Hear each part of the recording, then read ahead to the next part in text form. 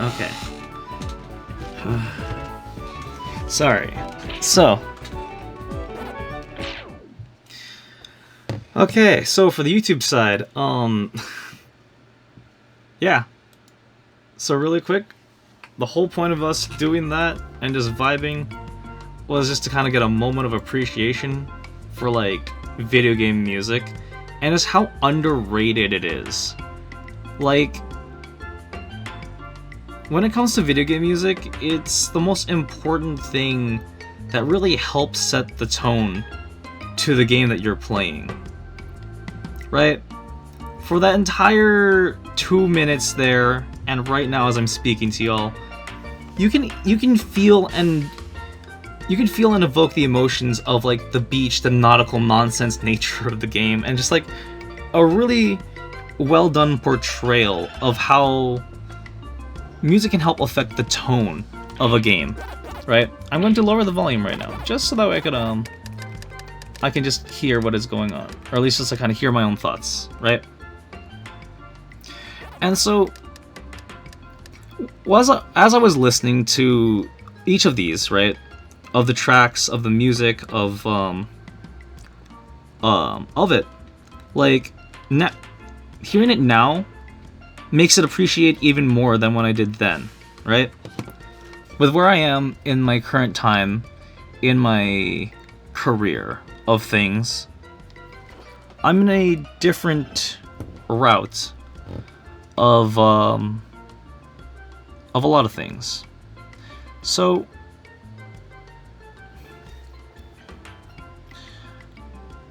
I'm going to be going into the music production side of things, as well as just the next stage of it, right? Being more of than just someone to play and perform, but to help others perform as well. And so, in this upcoming journey, we're also going to be figuring out how to make music, right? When we were younger, we would always just jam out, we would write out songs, we would make poems. And so, music making has always been something we've wanted to work on. And like we were talking about earlier in the stream, is that we'd like to perform these. Or at least, like, you know, well, performances.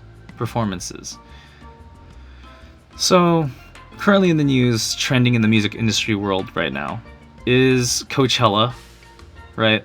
The biggest thing of so many of festival season, essentially, here in the music scene, at least out here on the West Coast. So for those that don't know about a lot of the music scene, right, or at least like the electronic music scene, because video games is also a subgenre of electronic music when you really think about it, but that's a whole different topic discussion here.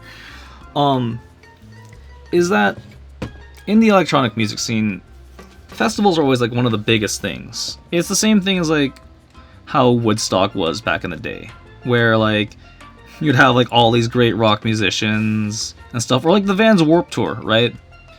Festivals in modern day setting is exactly the same thing. So you always hear things like Ultra Miami, Tomorrowland, EDC, Hard Summer, Beyond at Gorge, right? So festivals are like the big, like, for many, it's a goal to go play at there. For some, it's just like to go and experience, you know?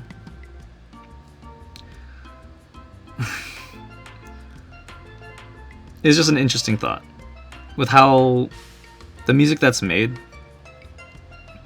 of all those performers and those artists, regardless of anything in the music industry and genre, is just, it's not a bewilderment, but a beholder thing to accomplish. I'm not using that word right, but behold.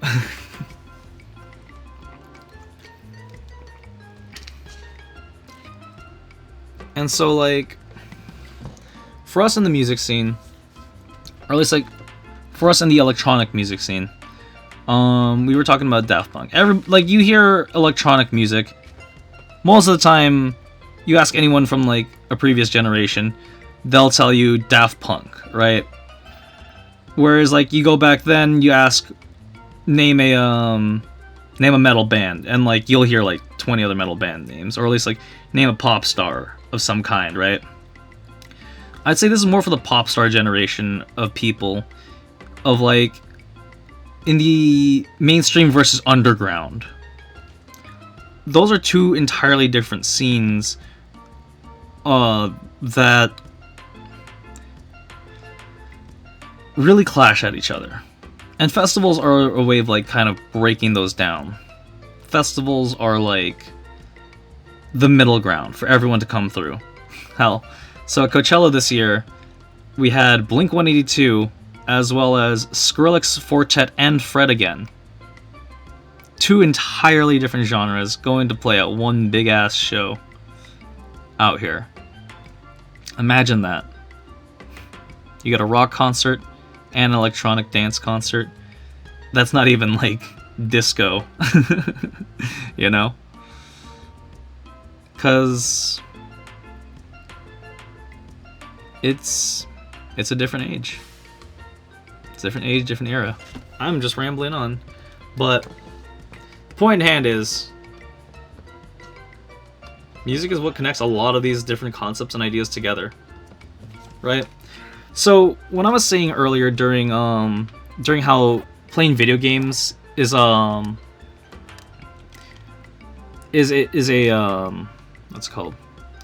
good way of teaching people stuff. I mean, when you really look at this, just me even, like, hanging out in the menus, I know how to balance the audio now, where it's enough that you can hear me. That way I know in post-editing that I'm going to be able to hear myself, and it's going to be loud enough for everybody on the YouTube side.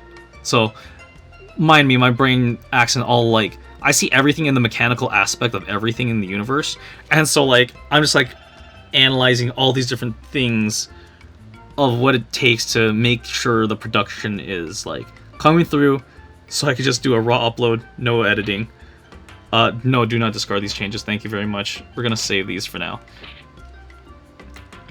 So that's just a little bit of the micro-insanity of what it takes to stream, right? As well as, when you really listen to a lot of the music here, right?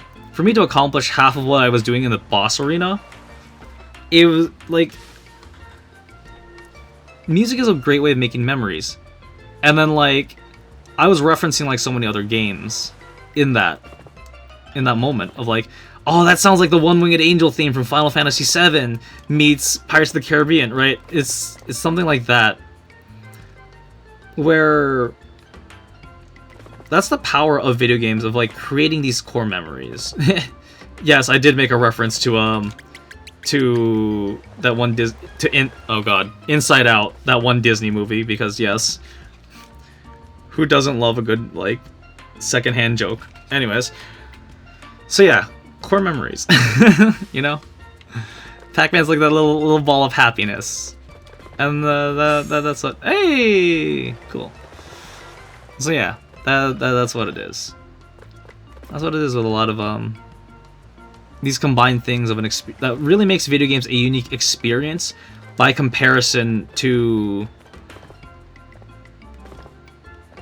just conventional, like, learning nomenclature, I guess, is what I'm getting at.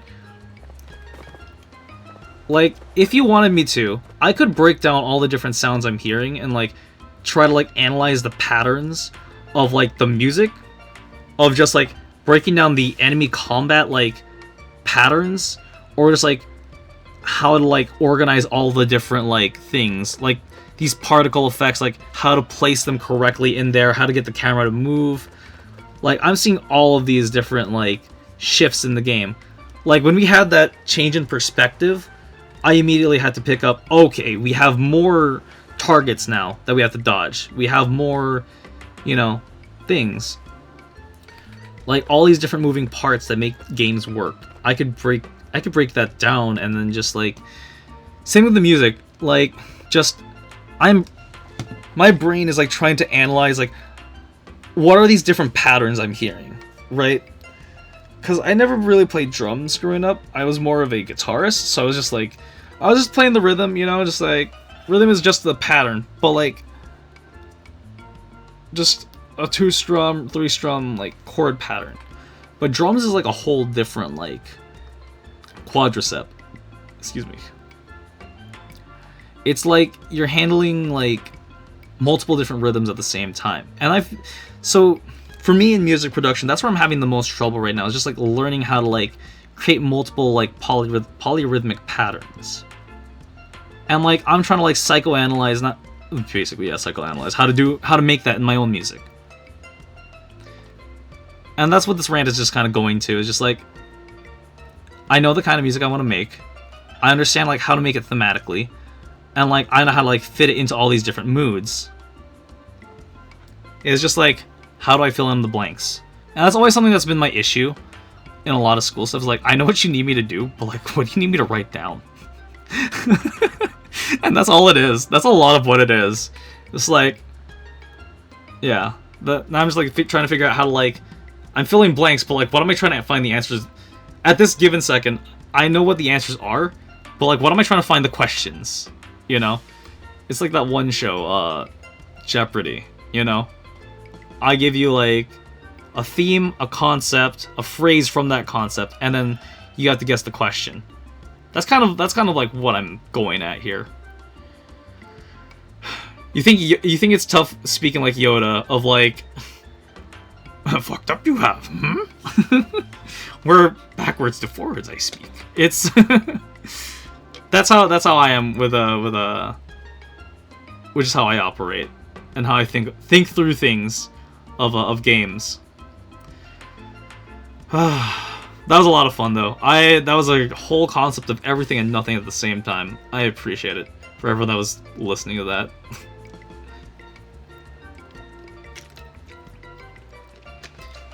So with that, I think I'm gonna try to take a crack at making music myself then. Make sounds from raw sounds, and go from there. I think that's what I want to try to do right now. That's what I feel like doing. But it's gonna be a cacophony of chaos if I tried it though. Because if I'm gonna do this, if I'm gonna make music, I want to have the game in the background of, like, what I'm imagining, you know? With, like, the sound structure as a reference. But, like, in a more organic sense of things. I don't know if that makes sense. But over on the Twitch side, with Make Shit Up Monday, that's what we're gonna try today.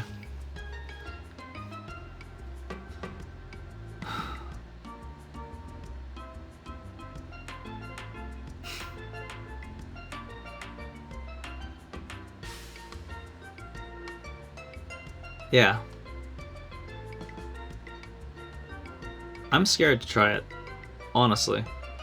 I'm really scared to try it. I made some stuff already. But I don't know how to ask for help on, like, what can I add here, what can I add there. So yeah. But it's whatever. I'll figure it out.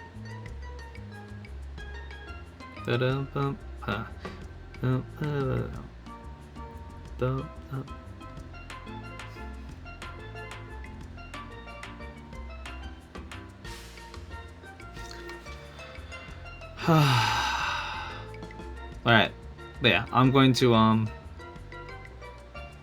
the YouTube side, I'm gonna end the recording here. I'm gonna go mess around with FL Studio. So until next time, I'll catch y'all.